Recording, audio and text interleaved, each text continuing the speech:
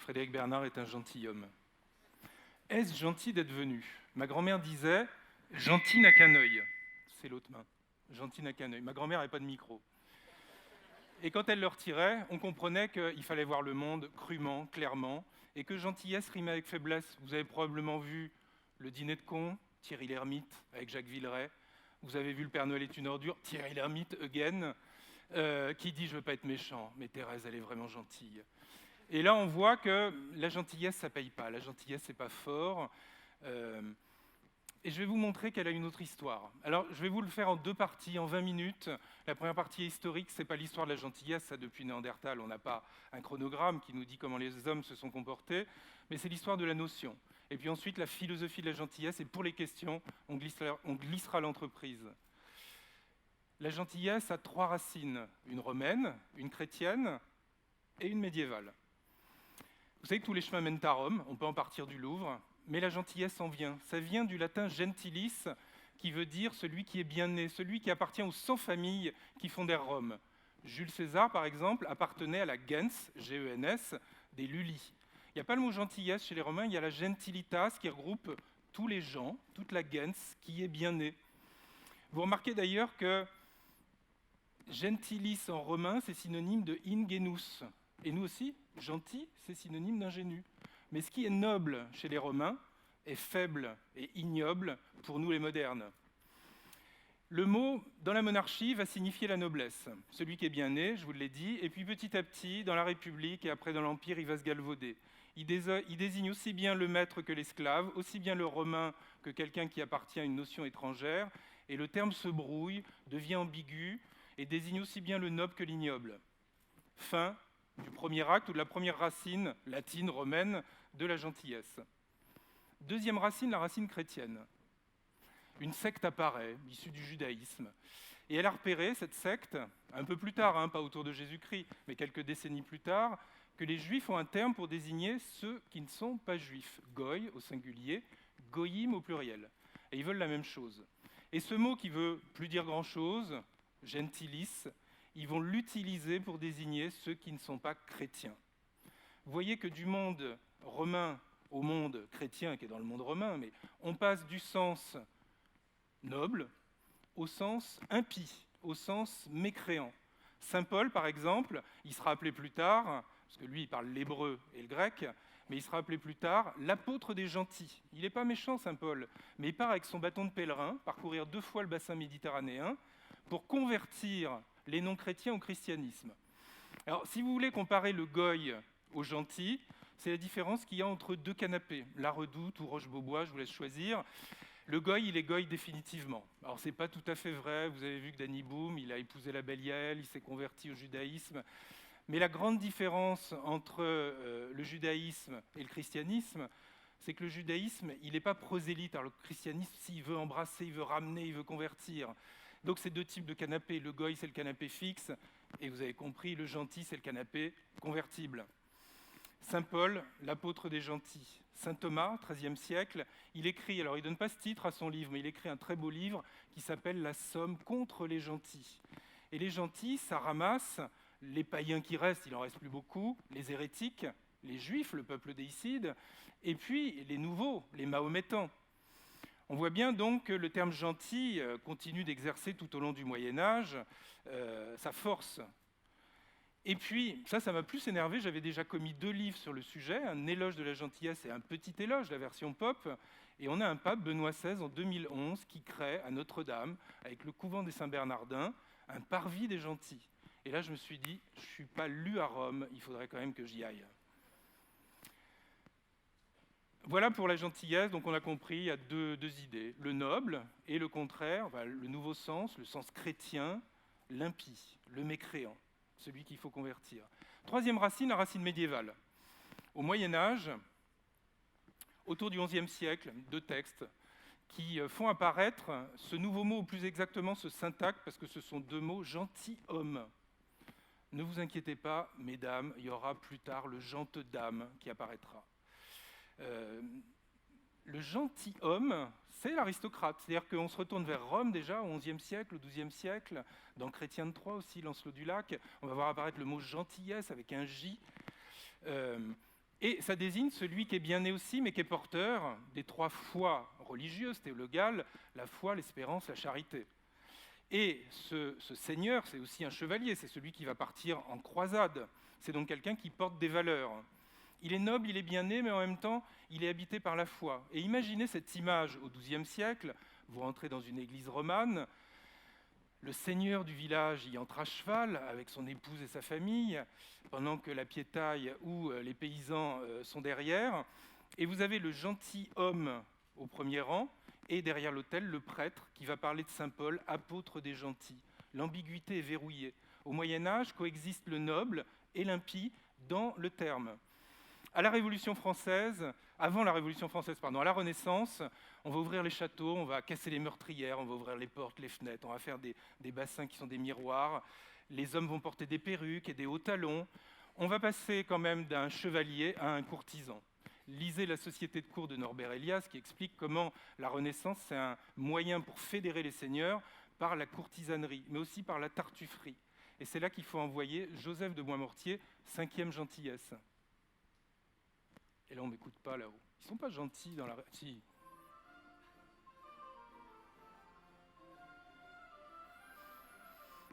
Imaginez la vie de cour où chacun passe son temps à séduire l'autre et on a quitté la trempe, le terrain, les valeurs du gentilhomme médiéval. On est devenu un courtisan, un menteur, un hypocrite, un tartuffe. Et puis là-dessus, le système se fatigue, la révolution arrive, on baisse la musique. La révolution arrive, ah ça ira, on pend les aristocrates à la lanterne, c'en est fini du gentilhomme et quelque part de cette gentillesse qui était un mode de vie social. Voilà pour les 3 racines lexicales du gentil et de la gentillesse. Et aujourd'hui, on est dans cette ambiguïté, vous croisez quelqu'un dans le métro, vous l'aidez, vous portez son bagage, tenez la porte, il vous dit merci, c'est gentil, et vous plante le regard dans les yeux. Et en même temps, rappelez-vous Thierry Lhermitte, Thérèse, elle est vraiment gentille, elle est faible. Donc cette ambiguïté est là. Et moi, je me suis aperçu qu'elle était dans un angle mort de la philosophie, qu'on ne l'avait pas pensé, qu'on ne la trouvait pas dans les dictionnaires de philosophie.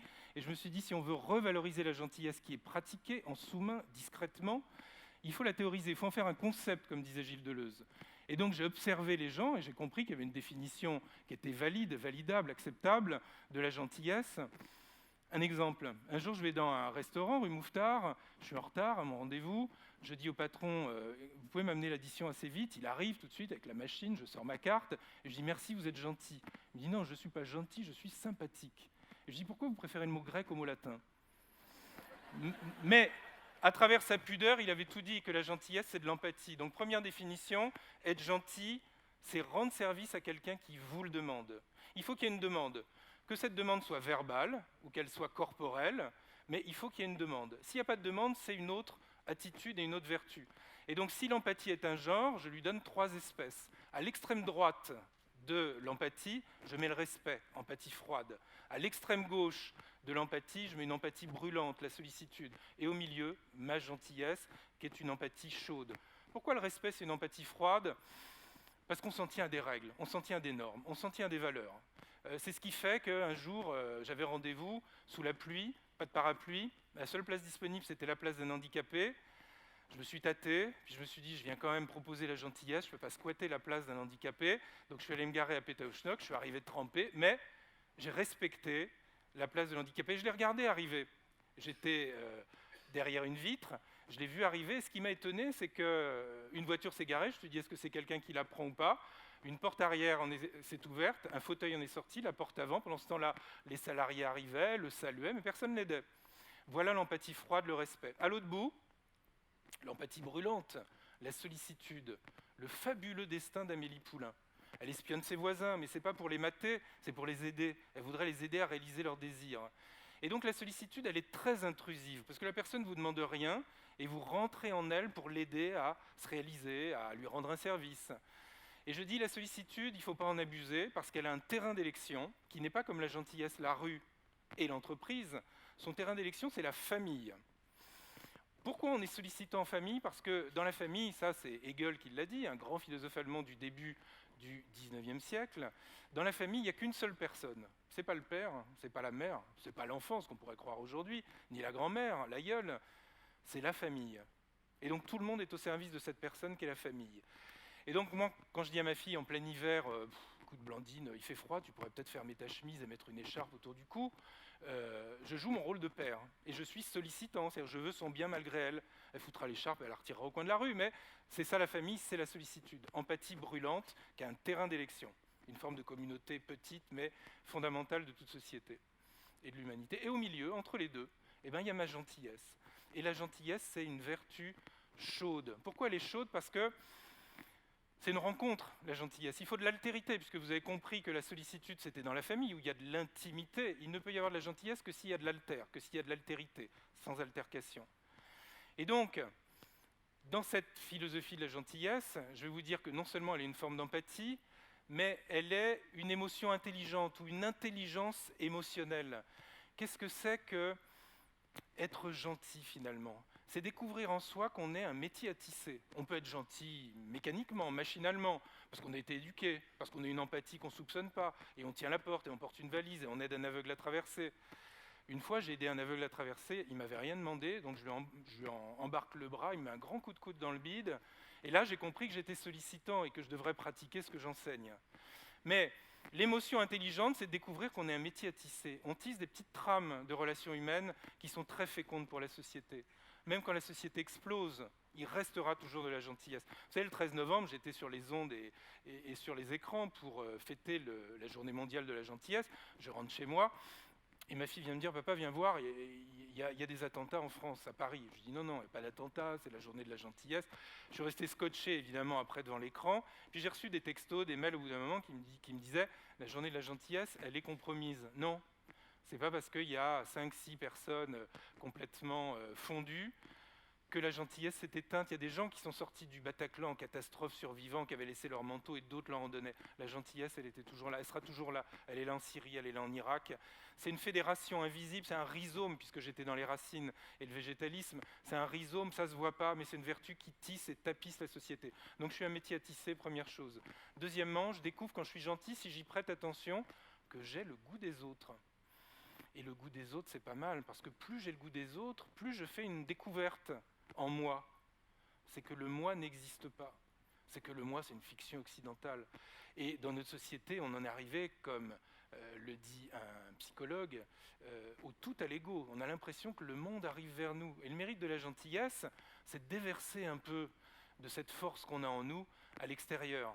Entre parenthèses, j'ai opposé le noble et l'ignoble, j'en profite pour opposer le méchant et le bon. Le méchant, ça vient du vieux François qui veut dire méchoir. Donc le méchant, celui qui tombe, après avoir fait tomber les autres. Mais pourquoi il tombe? Parce qu'il est vide. Donc il faut qu'il prenne sans arrêt. Le méchant, c'est un prédateur. Mais observez bien, toutes les personnes qui prennent sont vides. Et celui qui donne, le bon, il est plein. Il a une plénitude en lui. C'est vacuité contre plénitude. Donc le goût des autres, ça m'apprend ça. Et puis après, il y a un troisième degré, qui concerne une minorité, et j'en fais hélas pas partie, c'est que quand j'ai pris goût aux autres, je peux découvrir que je ne suis pas un moi, et alors là je peux basculer vers le don absolu. La gentillesse, c'est un don ponctuel, c'est un don qui ne coûte rien, qui ne cherche même pas à rapporter gros, mais je peux être dans un don total, et là, c'est l'auréole, je bascule vers la sainteté. Alors il y en a qui basculent directement sans passer par la case gentillesse, mais il y a quand même ce goût-là dans la gentillesse qui fait qu'on découvre qu'on a un métier à tisser, on découvre qu'on est puissant parce qu'on donne, et on découvre qu'on peut être un saint ou un sage, enfin autre chose que quelqu'un qui est pris dans les compromis et les tractations. La gentillesse, troisième versant de ma philosophie de la gentillesse, c'est une morale impressionniste. Alors j'oppose deux types de morales. Les morales impressionnantes, celles que j'enseigne, les sagesses de l'Antiquité, celle d'Épicure, celle d'Épictète, celle d'Aristote, de Platon, et puis c'est les morales des grandes religions. Elles sont impressionnantes. Le judaïsme, le christianisme, l'islam.